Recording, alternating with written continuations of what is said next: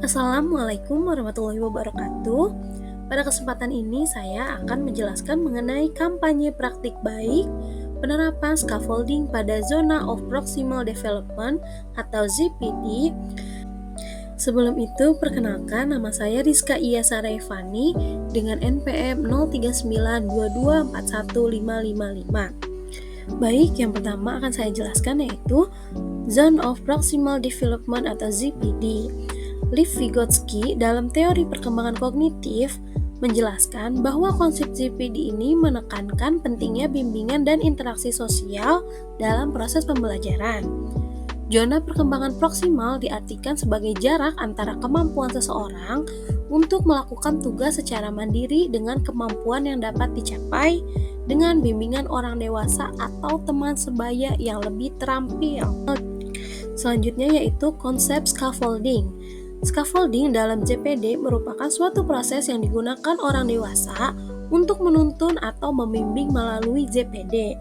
Konsep ini digunakan seorang pendidik atau guru untuk membantu peserta didik dalam memahami materi yang sedang dipelajari.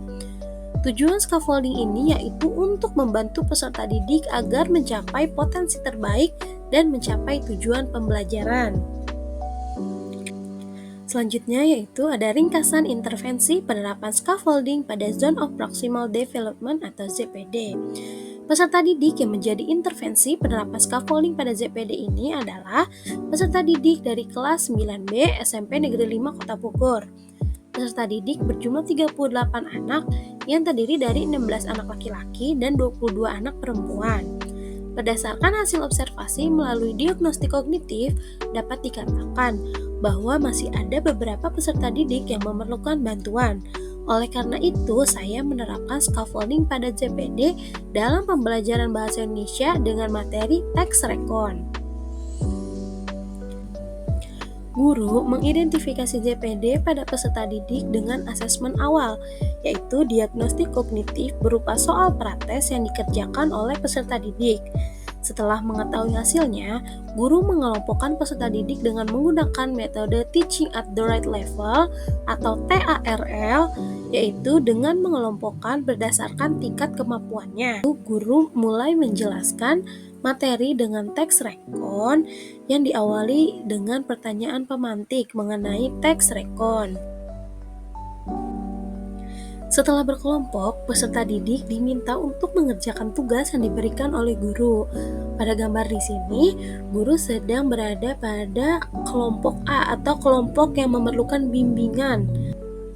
Setelah selesai dengan tugas kelompoknya, peserta didik mempresentasikan hasil tugasnya di depan kelas, dan peserta didik lainnya mengomentari atau bertanya atau menilai peserta didik yang tampil di depan. Setelah selesai dalam praktik pembelajaran, berikut merupakan hasil yang dicapai dari penerapan scaffolding dalam ZPD di kelas 9B SMP Negeri 5 Kota Bogor. Yang pertama, membantu peserta didik meningkatkan pemahaman konsep. Yang kedua, secara bertahap menarik bantuan yang diberikan sehingga peserta didik dapat membangun kepercayaan diri. Yang ketiga, membantu peserta didik mengembangkan kemampuan pemecahan masalah. Yang keempat, meningkatkan motivasi belajar peserta didik karena merasa didukung. Yang kelima, peserta didik terlibat aktif dalam pembelajaran. Yang keenam, terjadi peningkatan hasil pembelajaran. Dan yang terakhir yaitu tercapainya kemampuan potensial peserta didik.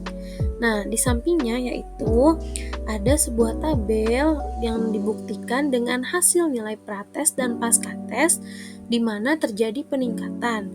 Dalam artian, scaffolding yang diberikan oleh guru berhasil. Baik, kesimpulannya, penerapan scaffolding pada ZPD ini yaitu peserta didik dapat mencapai tujuan pembelajaran yang lebih tinggi daripada biasanya sebelum diberikan scaffolding. Selain itu, scaffolding juga dapat meningkatkan motivasi dan kepercayaan diri peserta didik dalam belajar.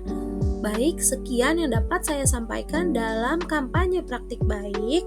Kurang lebihnya mohon dimaafkan. Wabillahi taufiq wa hidayah. Wassalamualaikum warahmatullahi wabarakatuh.